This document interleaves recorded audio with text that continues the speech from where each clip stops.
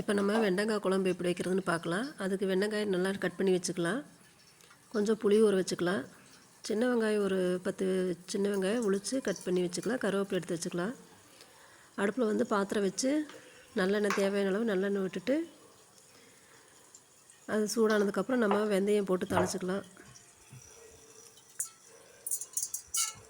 வெந்தயம் போட்டுட்டு அது செவந்ததுக்கப்புறம் நம்ம சின்ன வெங்காயம் கருவேப்பிலை இதெல்லாம் நம்ம போட்டுக்கலாம்.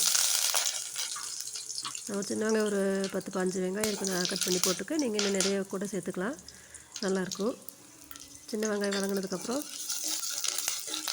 நம்ம வந்து புளி தண்ணி சேர்த்துக்கலாம்.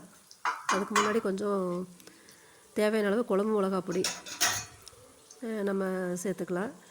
மஞ்சத்தூள், குழம்பு மிளகா பொடி, புளித்தண்ணி, உப்பு இதெல்லாம் சேர்த்து நல்லா கொதிக்க வச்சுட்டு அதுக்கப்புறம் நம்ம வெண்டைக்காயை சேர்த்தோம்னா வெண்டைக்காயில் அந்த ஒரு வலுவலுப்பாக இருக்கும், அது இருக்காது.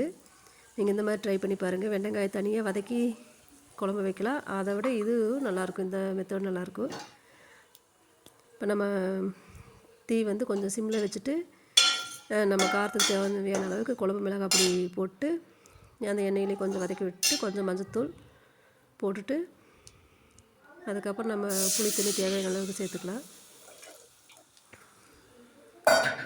புளி தண்ணி சேர்த்துட்டு உப்பு சேர்த்துட்டு நம்ம நல்லா கொதி வந்ததுக்கப்புறம் தான் நம்ம வெண்டைக்காயை சேர்க்கணும். அப்போ வந்து அந்த மாதிரி வலுவலுப்பு வராது, நல்லாயிருக்கும் புளிக்குழம்பு.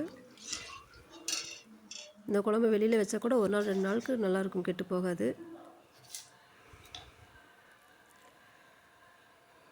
ஒரு நாள் வச்சுக்கலாம், மறுநாள் வைக்கணும், சுடு பண்ணி வச்சுக்கலாம். ஃப்ரிட்ஜிலலாம் வச்சுட்டா ஒரு 2 நாள் தாங்கும். இது வந்து புளி வந்து கொஞ்சம் பழைய புளிங்கனால கொஞ்சம் உங்களுக்கு பார்த்தா கருப்பாக இருக்கிற மாதிரி இருக்குது. நம்ம வெண்டைக்காயை சேர்த்து நல்லா வேக வச்சு எடுத்தோம்னா இப்போ நம்மளுக்கு சூப்பரான வெண்டைக்காய் குழம்பு ரெடி. இந்த மாதிரி நீங்கள் ட்ரை பண்ணி பாருங்கள், நல்லாயிருக்கும்.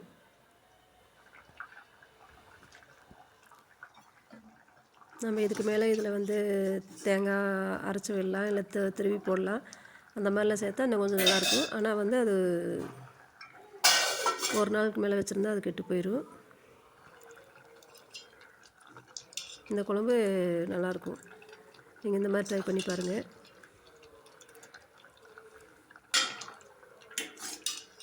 கொஞ்சம் கூட அந்த வலுவலுப்பே இல்லாமல் பாருங்கள், நல்லாயிருக்கு.